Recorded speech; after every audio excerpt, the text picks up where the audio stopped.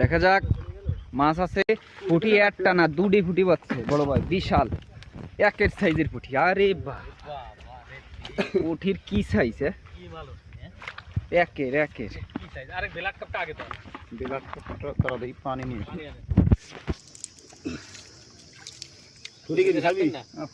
পুঁটি তো রাখছে। এত দিস না, উপরে তো উপরে ফেলা